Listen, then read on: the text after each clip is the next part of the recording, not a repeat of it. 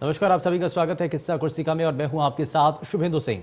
उत्तर प्रदेश के विधानसभा चुनाव के दूसरे चरण के लिए मतदान किया जा रहा है और पश्चिमी यूपी और रुहेलखंड के 9 जिलों की 55 सीटों के लिए आज वोट डाले जा रहे हैं और इन 55 सीटों पर 586 उम्मीदवार अपना दाव आजमा रहे हैं। मुरादाबाद के ठाकुर द्वारा में सपा प्रत्याशी और विधायक नवाब जान ने मतदान किया, तो वहीं बिलासपुर में राज्य मंत्री बलदेव सिंह औलख ने मतदान किया।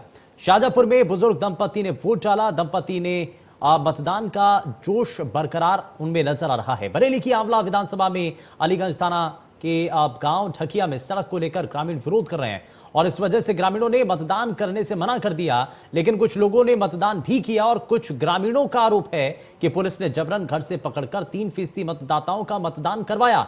और इसी के साथ उत्तराखंड की 70 सीटों पर भी आज मतदान किया जा रहा है। तो चाहे उत्तर प्रदेश की बात हो, चाहे वो उत्तराखंड की बात हो, उत्तराखंड में सभी सीटों पर एक ही फेज के अंदर यह पूरा चुनाव होना है, मतदान किया जा रहा है। और आज 70 सीटों पर उत्तराखंड में यह चुनाव इस वक्त चल रहा है, मतदान इस वक्त किया जा रहा है। और साथ ही साथ उत्तर प्रदेश के अंदर दूसरे चरण का यह मतदान इस वक्त किया जा रहा है और सुबह से ही लगातार आपको अलग अलग पोलिंग बूथों से हम आपको तस्वीरें दिखा रहे हैं। ये आप तस्वीरें देखिए, सुबह से ही जब लोग अपने घरों से निकले, लाइनों में लगे और अपने प्रदेश के, अपने विधानसभा क्षेत्र के बेहद महत्वपूर्ण बदलाव को लेकर के, चाहे उसमें किसी भी रूप में किसी भी राजनीतिक दल को आप समर्थन करते हैं, लेकिन वोट इसमें बड़ा जरूरी है। यहां पर यह भी एक तस्वीर के जरिए संदेश दिया गया, जब एक दूल्हा जो है अपने घर से निकलता है दुल्हन लेने के लिए, लेकिन उससे पहले वो वोट करने के लिए जरूर आता है।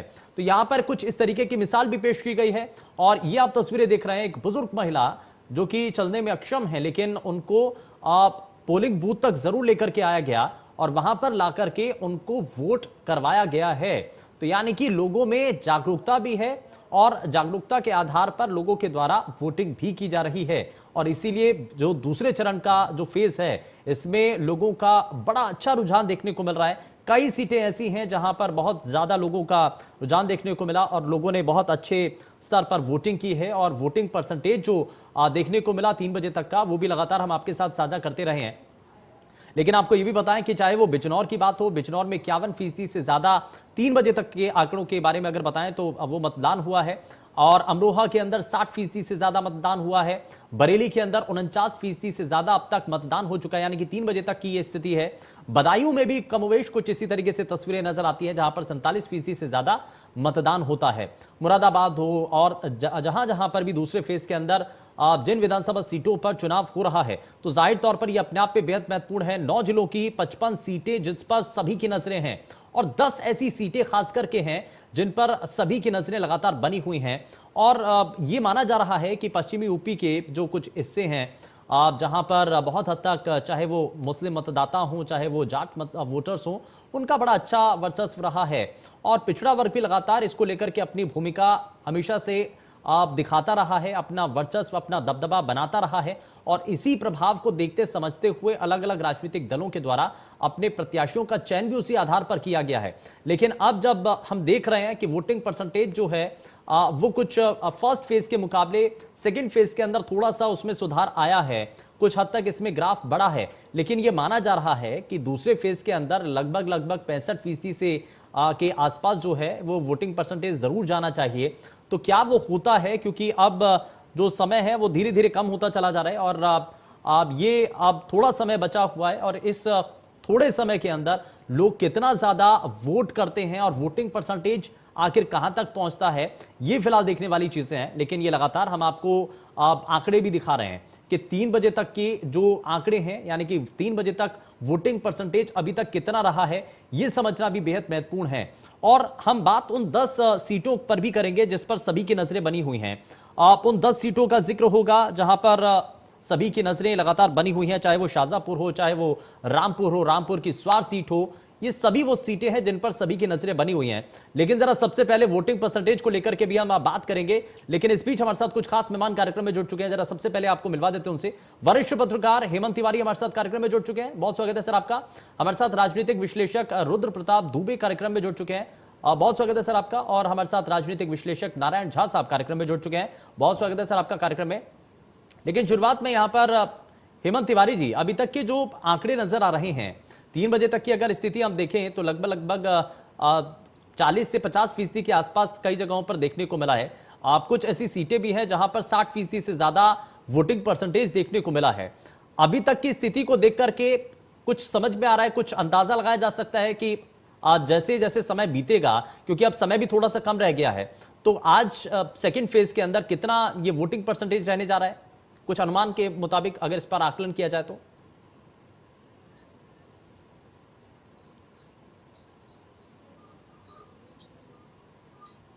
कम मत पड़े हैं, मुझे लगता है कि वह दर कम होगा और इस बार बेहतर मतदान होगा। हालांकि अगर इसको राजनीतिक दृष्टि से देखा जाए, परिणाम के नजरिए से अगर इसका विश्लेषण किया जाए तो ये ज्यादा मतदान इस क्षेत्र में निश्चित रूप से जो सत्ता अधिष्ठान होता है, जो रूलिंग पार्टी होती है, उसके लिए बड़ा चैलेंजिंग होता है। और यहाँ एक चीज ध्यान रखना होगा हमें, पहले 2 चरण जो हैं 7 चरणों के चुनाव में, ये ज्यादा चुनौती भरे हैं भारतीय जनता पार्टी के लिए। कई कारण हैं जिसमें आपने चर्चा की, आमतौर पर इस पर चर्चा होती है। हाँ। तो वो कारण यहाँ भी लागू होते हैं, जैसे किसानों की नाराजगी, खासतौर से जाट ज्यादा है, तो जाट में सिर्फ पहले चरण में नहीं, दूसरे चरण में मुझे लगता है कि सहारनपुर, बिजनौर, मुरादाबाद, अमरोहा, ये ऐसे जिले हैं जो पश्चिम उत्तर प्रदेश में माने जाते हैं और यहाँ बड़ी आबादी जाट मतदाताओं की है। उसके इतर जाटों की नाराजगी तो एक दूसरा विषय होगा। जाट और मुस्लिम कॉम्बिनेशन फिर से बनना कई साल बाद, ये दूसरा विषय हो गया। और तीसरा महत्वपूर्ण जो मुद्दा है, ये इलाका जो है, इसमें से अधिकांश सीटें ऐसी हैं जहां मुस्लिम मतदाता फैसला कुन होते हैं, जिनकी संख्या बहुत अधिक है। ये सारे इक्वेशन है और यही वजह है कि पिछली बार यानी 2017 में जब पूरे उत्तर प्रदेश में भारतीय जनता पार्टी के आसपास कोई नहीं था, पहले चरण में पिछली बार खाली 2 सीटें उनसे छूटी थी पोजीशन के लिए, लेकिन दूसरे चरण में इन 55 में मात्र 38 सीटों पर वो जीत पाए। एक अलग किस्म की पॉलिटिकल केमिस्ट्री, एक अलग किस्म का इक्वेशन यहाँ रहता है, जो पहले से ही भारतीय जनता पार्टी के खिलाफ साबित हुआ। इस बार भारतीय जनता पार्टी चूंकि सत्ता में है, तो एंटी इनकम्बेंसी, दूसरे किसानों की नाराजगी, तीसरा ये जो हमने बिंदु बताया कि जाट और मुस्लिम कॉम्बिनेशन जो अखिलेश यादव और जयंत चौधरी के गठबंधन से एक बार फिर तैयार हुआ है, ये सारे कारक हैं जिसकी वजह से इस चरण में भारतीय जनता पार्टी के लिए बड़ी चुनौती पहले से ही स्पष्ट थी। और अब बढ़ा मतदान का बढ़ा प्रतिशत जो संकेत मिल रहे हैं, जो अभी आपने बताया, जो सरकारी आंकड़े अभी तक उपलब्ध हैं, हालांकि वो वेरी करेंगे आखिर तक पहुंचते, लेकिन ये है बढ़े मत निश्चित रूप से, बड़ा मतदान स्वाभाविक रूप से इस बात का संकेत है कि सत्ता के विरुद्ध लोग वोट देने, ज्यादातर लोग देने। हालांकि बात नहीं, वो अलग अलग समीकरण होते हैं इसमें, खैर अलग अलग चीजें भी इस पर डिपेंड करती हैं। मैं नारायण झा जी को भी कार्यक्रम में जरा जोड़ लेता हूं। नारायण साहब, जरा एक चीज तो बताइए, क्योंकि हम ये भी देख रहे हैं कि ये पहला और दूसरे चरण के जो चुनाव हैं, ये बड़ा चुनौतीपूर्ण है, चाहे वो बीजेपी हो या वो गठबंधन हो, ये दोनों तरफ से जो है ना चुनौतियां बड़ी हैं। हालांकि अगर देखा जाए ग्राफ जिसका हेमंत जी भी जिक्र कर रहे हैं कि बीजेपी को बहुत हद तक बढ़त मिली थी इससे पहले भी 2017 के चुनाव में, इन दोनों फेज के चुनावों में, लेकिन इस बार के चुनाव को किस तरीके से अलग देख रहे हैं? बीजेपी के लिए ज्यादा चुनौती कैसे है और किस लिहाज से है? किसान आंदोलन सिर्फ एक बड़ा कारण?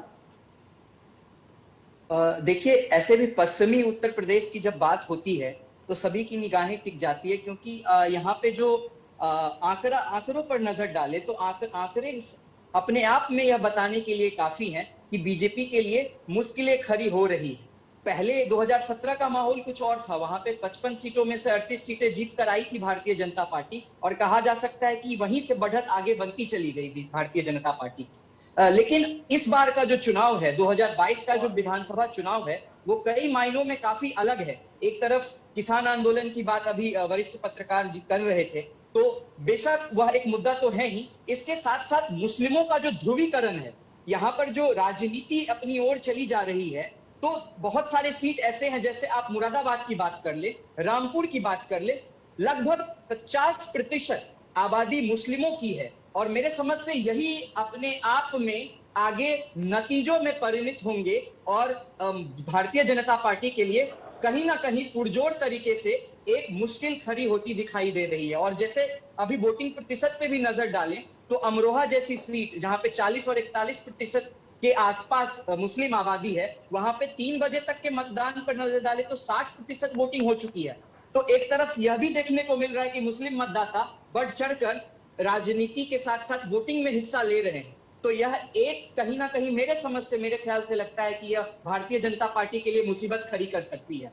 और पश्चिमी उत्तर प्रदेश ऐसे भी जाना जाता रहा है कि जहां पर और किसानों की नाराजगी कह ले, या फिर उत्तर प्रदेश में एक एंटी इनकम्बेंसी, 5 साल सत्ता में रहने के बाद जो एक लहर होती है और उसके पहले की लहर में जमीन आसमान का फर्क होता है। तो मेरे समझ से अगर यहाँ पे भारतीय जनता पार्टी रिटेन करती है, तो यह अपने आप में बहुत बड़ी बात होगी। यहाँ से अगर बैकफुट पे चली जाती है, तो फिर आगे आने वाले समय में उसको कम बैक करने के लिए बहुत कुछ करना होगा।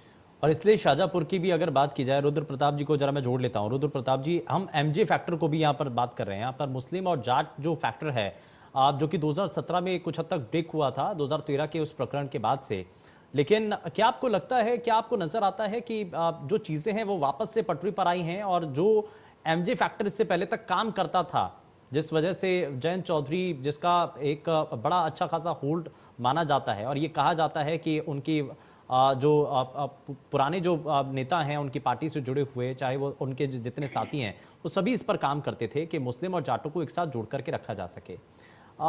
तो अजीत सिंह हो चाहे जयंत चौधरी हो, ये अब इस रास्ते पर मजबूत कर रहे हैं, दोनों को एक साथ लेकर के आ गए हैं। शुभेंदु भाई, पहले तो वोटिंग परसेंटेज पे बात कर लें। देखिए, मेरी नजर में ये वोटिंग परसेंटेज क्रांतिकारी है। इस वजह से क्रांतिकारी है क्योंकि ये डिजिटल प्लेटफॉर्म पे चुनाव लड़ने के बाद हासिल हुए हैं। अब तक चुनाव आयोग कहता था कि चुनाव बहुत खर्चीला हो गया, 25 गाड़ियां चलती हैं, पेट्रोल डीजल लगता है, तमाम समर्थक चलते हैं। ये पहला ऐसा प्रयोग है जब चुनाव डिजिटल पे लड़ा गया, और कमोबेश वही आंकड़े आ रहे हैं जो 2017 में है। अगर पहले फेज की बात करें तो 60% पे पहले खत्म हुआ था, लेकिन 2 दिन बाद वो जब परसेंटेज बढ़ा तो 62.17% पे आ गए। तो कमोबेश वही परसेंटेज पिछली बार भी छू लिया था, और इस फेज में भी हम उसी परसेंट को छू रहे हैं। और वो भी तब जबकि बड़ी रैलियां नहीं हुई, जबकि बड़े नेता नहीं उस ढंग से उतरे, जबकि गाड़ियां नहीं दौड़ी। तो ये भारत के चुनाव की नींव रखी जा रही है। इस मामले में इसको देखिएगा, ये क्रांतिकारी परिवर्तन है इतना होना। दूसरी बात देखिए, पहले फेज का जो गन्ना किसान वाली बेल्ट थी, वो सेकंड फेज में भी आती है। वो पूरा शाहजहांपुर से लेकर अगर आप आगे बढ़िए तो वो पूरा गन्ना किसानों की बेल्ट चलती है। तो वो जो किसान आंदोलन वाला फैक्टर है वो रहना ही रहना है। दूसरी बात, मुस्लिम यादव अगर कॉम्बिनेशन देखें तो कमोबेश मोटे तौर पे 23 ऐसी सीटें हैं जहां पे ये विनिंग कॉम्बिनेशन है।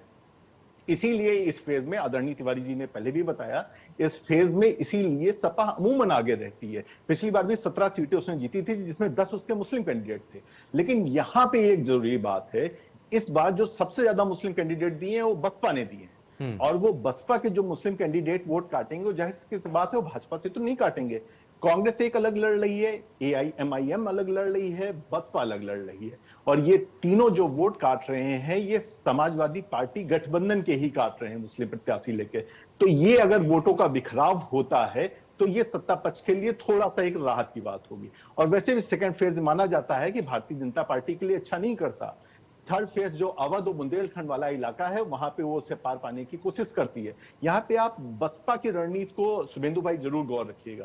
बसपा पिछले 1-1.5 साल से आप गौर कीजिए, मायावती जी लगातार राष्ट्रवाद के मुद्दों पे ट्वीट कर रही हैं, भारत चीन के सीमा विवाद पे बोल रही हैं, प्रधानमंत्री मोदी को नैतिक समर्थन दे रही हैं। और पिछले 6 महीनों से वो ब्राह्मणवाद पे खुल के बात कर रही हैं, खुशी दुबे के लिए बात कर रही हैं, सम्मेलन कर रही हैं।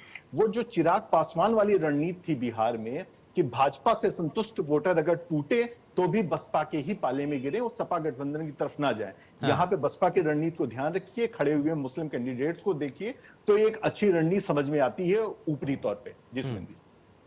बिल्कुल, और ये समीकरण को समझना बड़ा ज़रूरी है, और इन्हीं समीकरणों को समझें तो कई इसमें बातें भी हैं। यहाँ पर एक और मैं ज़रा चीज़ समझने की यहाँ पर कोशिश कर रहे हैं कि जो वोटिंग परसेंटेज जो अभी तक जो आंकड़े निकल करके सामने आए हैं, आप उम्मीद कितनी यहाँ पर आपको नज़र आ रही है रुद्र प्रताप जी कि ये आंकड़ा कहाँ तक जा सकता है, क्योंकि अब समय थोड़ा सा कम है, आपके हिसाब से कहाँ तक पहुँच सकता है आंकड़ा?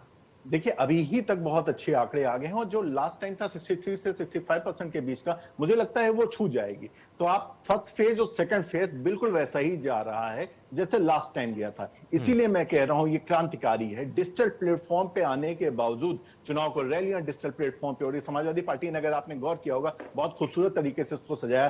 भारतीय जनता पार्टी ने व्हाट्सएप ग्रुप्स के द्वारा इसको आगे बढ़ाया। आप देखिए जितने इस बार गाने रिलीज हुए उतने पहले कभी नहीं रिलीज हुए थे। तो ये डिजिटल प्लेटफॉर्म पे लड़ने के बावजूद अगर आप 60% का आंकड़ा छू रहे हैं, अगर कोविड के बावजूद, अगर शादी के सीजन के बावजूद, ऐसे शादी के सीजन जिसमें लोग शहर को चेंज कर रहे हैं, उसके बावजूद अगर आप इतने परसेंटेज को छुए ले रहे हैं तो अच्छी कामयाबी है। जी नारायण झा साहब को जरा जोड़ लेता हूं। नारायण साहब, जरा एक चीज़ तो बताइए कि उत्तराखंड के अंदर भी आप जिस तरीके से चुनाव से पहले दल बदल का खेल हुआ, लोगों के जहन में क्या ये सब चीज़ें भी चलती हैं, या चुनाव आते आते, या चुनाव की तारीख आते आते, या वोटिंग करते वक्त अब ये सब चीज़ें जनता के जहन से निकल जाती हैं, सिर्फ मुद्दे रह जाते हैं और कुछ नहीं? देखिए, जहां तक दल बदल की बात है, तो चुनाव आते आते अगर गौर किया जाए तो कहीं ना कहीं वोटरों की जो मानसिकता है वह इन सब चीजों से अलग चली जाती है। जरूर भले ही दल बदल करते हैं पार्टी के लोग, इस पार्टी से बदल कर उस पार्टी में जाते हैं, लेकिन कहीं ना कहीं जो मुद्दा है, वह मानसिकता जो है, वह वोटरों का रह जाता है कि विकास, हमारे क्षेत्र में क्या विकास हुआ है, हमारे दल जो इस दल से उस दल में गए हैं, उन लोगों की क्या मानसिकता है। जरूर थोड़ी बहुत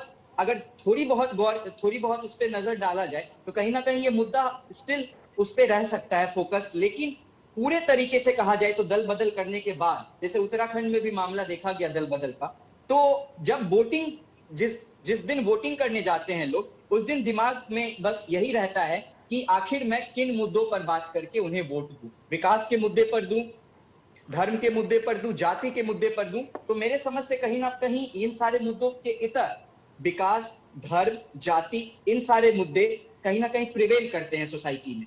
तो दल बदल उतना बहुत ज्यादा डिसाइसिव फैक्टर नहीं माना जाता है आज के समय। हेमंत जी, अभी ये अपने आप एक अलग सवाल है और बड़ा सवाल है कि हमेशा से जो उत्तराखंड की परिपाटी चली आई है, वो अगले टर्म में किसी और राजनीतिक दल को जनता चुन लेती है। एक बार सत्ता में कोई होता है, दूसरी बार किसी और को चुना जाता है, और यही परिपाटी एक लंबे समय से चलती आ रही है। लेकिन इस बार क्या मुख्य मुकाबले के अंदर बीजेपी कांग्रेस के अलावा इसको और भी ज़्यादा दिलचस्प जो बना रही है, वो आम आदमी पार्टी ये कहते हुए कि दिल्ली मॉडल देखिए साहब हमारा। तो इन सब का असर इस मुकाबले में अलग अलग और खास करके बीजेपी कांग्रेस के लिए कितना ज्यादा चुनौतीपूर्ण हो जाता है? आपने सवाल मुझसे किया है? जी सर, हेमंत जी। असल में आपके इतना इको हो रहा है, सवाल समझ नहीं आ रहा। अच्छा ठीक है, हम समझ रहे हैं, कुछ अंदाजे से बताते हैं आपको। हाँ देखिए, अभी मैं रुद्र की बात सुन रहा था। आप एक बात जान लीजिए, ये जो बेल्ट है इसका मिजाज ही कुछ अलग है।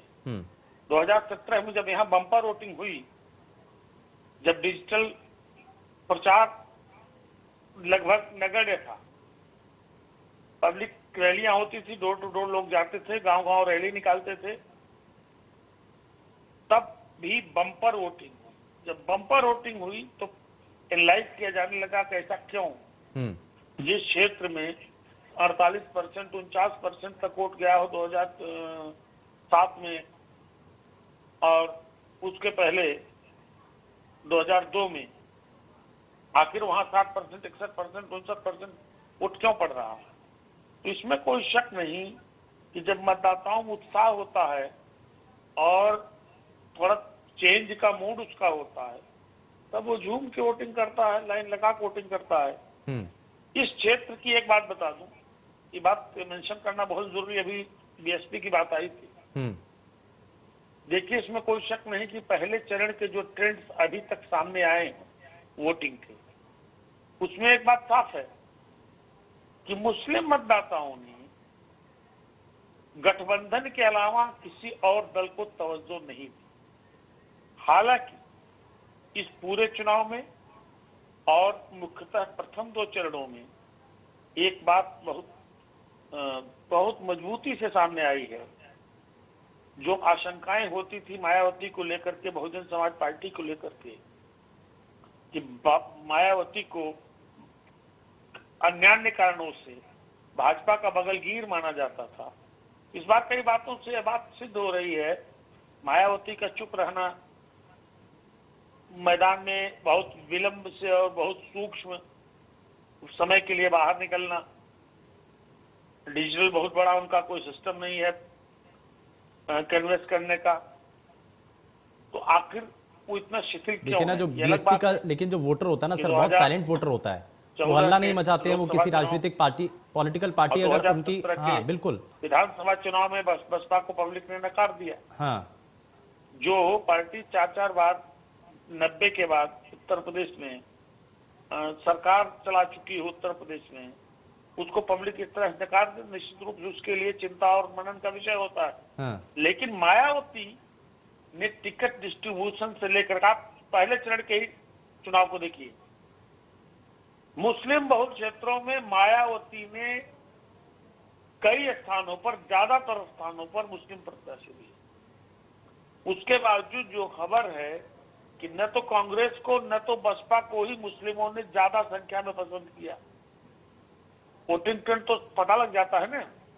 अब एग्जिट पोल तो इलेक्शन कमीशन की पाबंदी के नाते आदमी नहीं दिखा सकते, लेकिन एग्जिट पोल का जो लंबो लुबाब होता है वो तो सिस्टम वही है ना, आप उसको पब्लिक मत करिए, लेकिन पता तो लगता है। हाँ। जहां मजबूत मुस्लिम कैंडिडेट थे वो जरूर मुस्लिमों का मत लेने में कामयाब रहे हैं बहुजन समाज पार्टी की ओर से, और इस बात को लेकर बड़ी निराशा थी।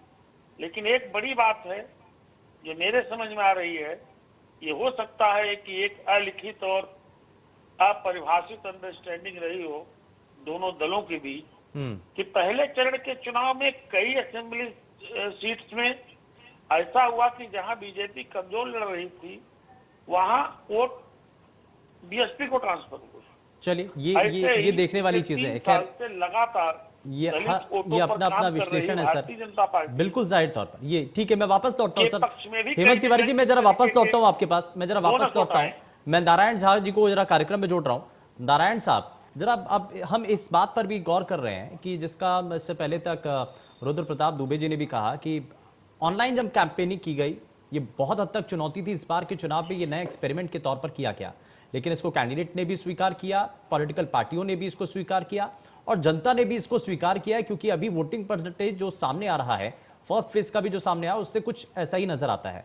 लेकिन आपको उम्मीद है, क्योंकि कोरोना काल भी है और कोरोना की वजह से जो ये सब कुछ किया गया जनता की सुरक्षा के लिए, जनता की एहतियात के लिए, ये बहुत हद तक कामयाब भी रहा है और उस मुताबिक ये जो अभी तक आंकड़े आए हैं, वोटिंग परसेंटेज रहा है, ये फिर भी बहुत हद तक ठीक है।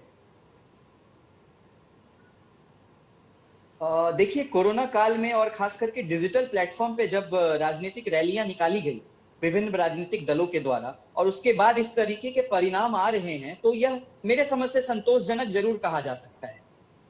जिस प्रकार से अमरोहा जैसी सीट सब पे 3 बजे तक का आंकड़ा देखे तो 60 और 61% तक मतदान हुए हैं, और रामपुर और बरेली और बदायूं में थोड़ा कम कहा जा सकता है, 49% के आसपास। लेकिन जो मुस्लिम बाहुल इलाका है, जैसे रामपुर की बात कर ले, मुरादाबाद की बात कर ले, संभल की बात कर ले, बिजनौर, सहारनपुर, इन सब जगहों पे जाट और मुस्लिम, इन दोनों की जो आबादी है वो प्रचुर मात्रा में देखी जा सकती है। खास करके एक सीट हम बात करेंगे, जैसे अमरोहा की 4 सीटों पर 50% से ज्यादा मुस्लिम आबादी है, और बदायूं की 6 सीटों पर 40 से 45% मुस्लिम मतदाता है।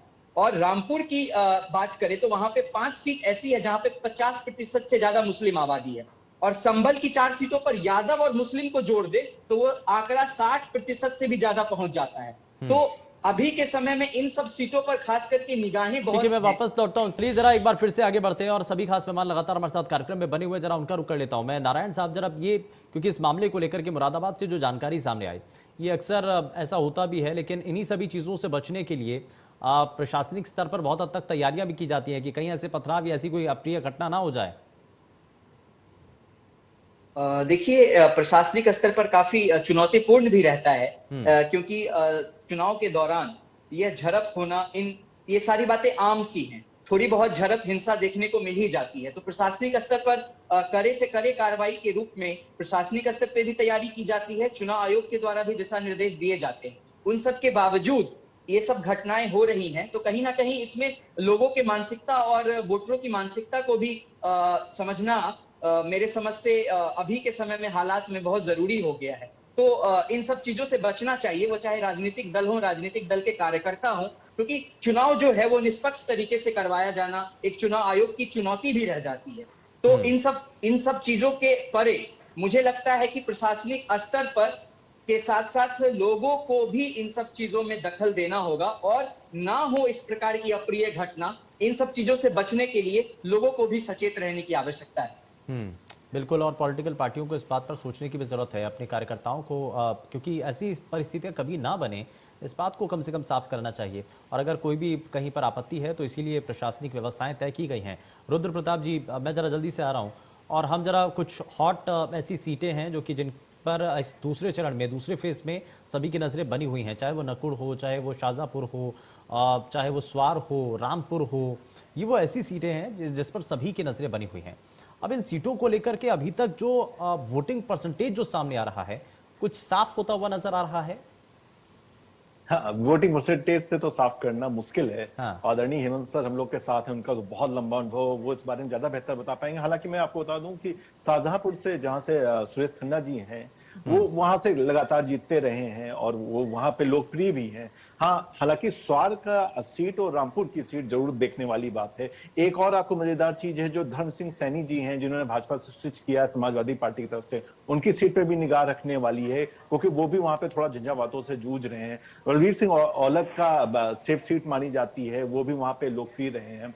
तो मोटे तौर पे देखें तो जितने मंत्री हैं वो पहली नजर में अपनी सीट बचाते हुए दिख रहे हैं। सबसे मजबूत मुकाबला यहाँ पे रामपुर की ही सीट देखने के बारे में आ रहा है, और जितने राजनीतिक विश्लेषक कह रहे हैं वो कह रहे हैं सपा गठबंधन के लिए आसान सीट है। हालांकि भारतीय जनता पार्टी ने भी अपना दल को वहां पे एक मुस्लिम प्रत्याशी देके एक मतलब रोचक प्रयोग किया है। ठीक है हेमंत जी, ये बड़ा हॉट सीट तो कई हैं, लेकिन आपके लिहाज से हॉट सीट कौन सी है जिस पर आपका फोकस बना है? अब आप चेहरों से अगर हॉट सीट देखने लगे तो चेहरे कई हैं। सबसे बड़ा चेहरा तो पॉलिटिकल चेहरा सबसे बड़ा आजम खान है। चुनाव भी दिलचस्प बनाने की पूरी कोशिश हुई है, लेकिन आजम खान का आप ट्रैक रिकॉर्ड देखें तो आजम खान के आसपास कोई चाहता नहीं है। एक वक्त था कि रामपुर के नवाब खानदान से उनको चुनौती मिलती थी। दोनों की जो सियासी अदावत है उससे पूरा इलाका वाकिफ है। लेकिन इसमें कोई शक नहीं कि रामपुर में आजम खां का अभी भी बड़ा असर है, और आजम खां के साथ बहुत सामान्य सी बात है, सहानुभूति है। स्वार सीट की बात करें, सही कहा कि बड़ा दिलचस्प बना दिया यहाँ मुकाबला। लेकिन अगर आप रामपुर की चर्चा करते हैं, रामपुर का इलेक्ट्रल हिस्ट्री आप एक बार उस पर निगाह डालते हैं कि बहुत स्थापित सत्य है कि आजम खां का अभी भी, आजम खां बल्कि कहूँगा उनके खानदान का अभी वहाँ कोई मुकाबला नहीं है। तो मुझे लगता है इस चरण के 9 जिलों में सबसे महत्वपूर्ण जिला और सबसे महत्वपूर्ण सीट वही है। लेकिन भाजपा के लिए खास तौर से इस चरण के एक एक सीट बहुत ज्यादा महत्वपूर्ण है। कारण यहाँ पहले, लेकिन इस चुनाव के दौरान ना ये बड़ा आरोप जो लगा कि दागियों को चुनावी मैदान में उतारा, जो जेल में हैं उनको चुनावी मैदान में उतारा, तो ये जो नैरेटिव है जो सेट करने की कोशिश की गई, इसका कितना असर आप देख रहे हैं?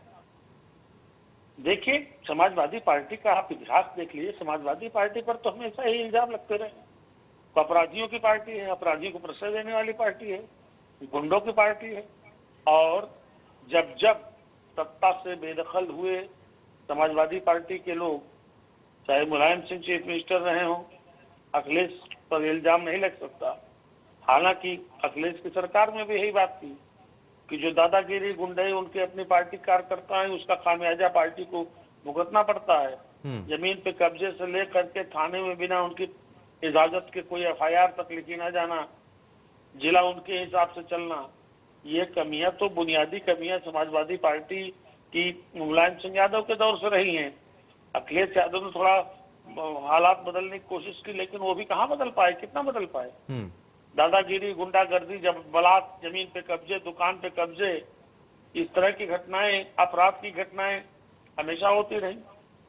और मुझे लगता है कि अगर आप एक एनालिसिस करेंगे, जितना मैं देख रहा हूं 85 से लगातार, तो आज तक इस तरह के एलिमेंट यही प्रमोट हुए। तो यह बात नहीं है। लेकिन अगर जेल में रहने वाली बात हो तो निश्चित रूप से भाई देखिए कि अब तो थोड़ा कुछ सुधार हो गया है, क्रिमिनल थोड़ा कम आ रहे हैं। वरना 25 साल पहले, 30 साल पहले, 28 साल पहले आप देख लीजिए, यूपी के असेंबली में बैठता था तो बड़े बड़े माननीय वहाँ बहस करते ऐसे मिलते थे हाउस के भीतर, जो कितनी बार थाने के चक्कर लगाया करते थे, वहाँ हाजिरी दर्ज कराया करते थे। कई कई माननीय सीधे जेल से विधानसभा कार्रवाई में हिस्सा लेने आते थे। तो अब तो थोड़ी तादाद कम हुई है, लेकिन इल्जाम जो है वो उसी तरीके के हैं। दूसरे, ये तो सेकेंडरी बात हो गई। जब से क्षेत्रीय क्षत्रपों की राजनीति का उभार उत्तर प्रदेश में हुआ है, यानी 89 के बाद से जो मंडल कमंडल की राजनीति का दौर शुरू हुआ, जब 4 बार समाजवादी पार्टी ने और 4 बार बहुजन समाज पार्टी ने सरकार बनाई, मुझे लगता है कि इस तरह की बातों का प्रादुर्भाव भी इसी काल में हुआ। कि जीतने के लिए कुछ भी करेंगे। ठीक है, हमको सीट चाहिए, हमको सत्ता चाहिए। हम भूल क्यों जाएं कि हमारे माननीयों के बीच में उत्तर प्रदेश की विधानसभा में एक बार ऐसी मारपीट हुई थी, कितने विधायक घायल हो गए, विधानसभा अध्यक्ष को स्ट्रेचर पे लाद के ले जाना पड़ा, एक डंडा मुझे भी लगा था, जो विधायक जी ने माइक तोड़ के फेंका था। तो जो निकट अतीत रहा है उत्तर प्रदेश का विधानसभा और विधानसभा सदस्यों का और उनके चुने जाने के तरीके का, ये तो हमेशा सवालों के घेरे में रहा है। ठीक है, जाहिर तौर पर फिलहाल कुछ बेहतर स्थिति में पा रहा हूं। पहले के मुकाबले कुछ चीजें बेहतर हुई हैं। अब पॉलिटिकल पार्टियां, क्योंकि इस एजेंडे को इस बार भी देखा गया कि किस पार्टी के द्वारा कितने ऐसे नेताओं को उतारा गया चुनावी मैदान में जिनके ऊपर चार्जेस लगे हुए हैं। खैर, इन सभी चीजों से इतर मेजर एक 2017 के जो नतीजे हैं वो लगातार आप हमारे टीवी स्क्रीन पर देख रहे हैं टेली के जरिए। नारायण झा साहब, अगर इन आंकड़ों पर 2017 के आंकड़ों पर, क्योंकि सेकंड फेज के अंदर जिन सीटों पर इस वक्त वोटिंग की जा रही है, बीएसपी के हाथ ज्यादा कुछ लगा नहीं, कांग्रेस के पास सिर्फ 2 सीटें गई। क्या लगता है कि इस बार कुछ बदलाव के संकेत हैं? और आधी आबादी को टारगेट करते हुए कांग्रेस पार्टी जब लड़की हूं लड़ सकती हूं, प्रियंका गांधी लगातार इस नारे को कहती हैं, तो इस बार कुछ बड़े बदलाव के संकेत इन सीटों पर इस फेज के अंदर नजर आ सकता है कांग्रेस और बीएसपी दोनों के लिए? देखिए, जहां तक मुझे लगता है कि बहुजन समाजवादी पार्टी और कांग्रेस की जो स्थिति पिछले बार रही थी वो काफी बद से बदतर रही थी। 2 सीटों पर कांग्रेस ने जीत हासिल की थी और बहुजन समाजवादी पार्टी का तो खाता भी नहीं खुला था। तो इस बार जैसे मायावती और बहुजन समाजवादी पार्टी ने चुनाव में भी जिस मूड से चुनाव में लड़ने का कोशिश की और उनकी पार्टी ने किया, मेरे समझ से इस बार भी बहुत कुछ हाथ लगने वाला नहीं है बहुजन समाजवादी पार्टी और कांग्रेस पार्टी को, क्योंकि जिस जोश के साथ समाजवादी पार्टी ने भी चुनाव दौरान चुनाव रैलियों में चुनाव नतीजे के आने तक उनका जो स्थिति था, और भारतीय जनता पार्टी और सहयोगी दल ने जिस प्रकार जिस जोश से चुनाव में कूदने की कोशिश की, वहीं उसके इतर कांग्रेस ने जरूर मेहनत की, लेकिन जो एक लीडरशिप होता है, जो एक सत्ता के तरफ आने का झुकाव होता है, वो कहीं ना कहीं मुझे लगता है कि अभी कांग्रेस को और समय लगेगा। और बहुजन समाजवादी पार्टी तो एक तरफ देखा जाए तो उनके तरफ से तो कोशिश जो करनी चाहिए थी उतनी कोशिश बिल्कुल ना के बराबर हुई है। और मायावती थोड़ी सुस्त भी लग रही थी चुनाव प्रचार के दौरान, और चुनाव में उतनी हिस्सेदारी भी नहीं दिखी बहुजन समाजवादी पार्टी की। और ये जो सीट है, ये जो 55 सीटों का इस आज जो चुनाव हो रहा है, वहां पर कहीं ना कहीं बहुजन समाजवादी पार्टी कमजोर पड़ती दिखाई दे रही है। और मेरे समझ से यहाँ पर सीट का जो बंटवारा होगा वो एनडीए जो है भारतीय जनता पार्टी और सहयोगी दल और हाँ। साथ में समाजवादी पार्टी, मुझे लगता है कि यहाँ पर पिछले बार के मुकाबले भारतीय जनता पार्टी को सीटों में कमी आ सकती है। इसमें थोड़ा सा नुकसान होने की संभावनाएं हो सकती हैं। रुद्र प्रताप जी कुछ कहना चाह रहे हैं? जी, मैं कांग्रेस को देखिए कांग्रेस दो जगहों पे बहुत पिछड़ी है। पहली बात तो डिजिटल कैंपेन में कांग्रेस बहुत पिछड़ी। कांग्रेस एक अकेला ऐसा दल है जिसकी राष्ट्रीय अध्यक्ष ना ट्विटर पे है ना फेसबुक पे है। इसका भी कांग्रेस को नुकसान उठाना पड़ा। दूसरी बात, आप कांग्रेस की रणनीति को समझने की अगर कोशिश करें, कांग्रेस ने चुनाव प्रचार स्टार्ट किया उलेमाओं के साथ वर्चुअल कॉन्फ्रेंस करके। उसके बाद उसने इमरान प्रतापगढ़ी को अपना अल्पसंख्यक का चेयरमैन बनाया, सलमान खुर्शीद को घोषणा पत्र का चेयरमैन बनाया, और आपने प्रवक्ता पैनल में उन्होंने नसीमुद्दीन साहब को शामिल किया। ये सारे जो उन्होंने प्रमोशन किए, ये समाजवादी पार्टी पे उन्होंने दबाव बनाने के लिए किए, जैसे वो समाजवादी पार्टी गठबंधन के लिए तैयार हो जाए। लेकिन जब उधर से हामी नहीं मिली, तब वो अपनी महिलाओं वाले अच्छा नारा था उसको लेके आगे बढ़ी। लेकिन जब आपके पास कार्यकर्ता नहीं होते हैं, तब आपको इस तरह की परेशानियां आती हैं। आप चाहे प्रशांत किशोर को ले आए, चाहे किसी के भी नारे को ले आए, अगर आपके पास कार्यकर्ता जमीन पे नहीं है, और कांग्रेस को ये लगातार ये समझना पड़ेगा कि कार्यकर्ताओं की वजह से सरकारें आती हैं, सिर्फ नारों की वजह से नहीं। तो कांग्रेस तो वहीं ही से पिछड़ गई थी।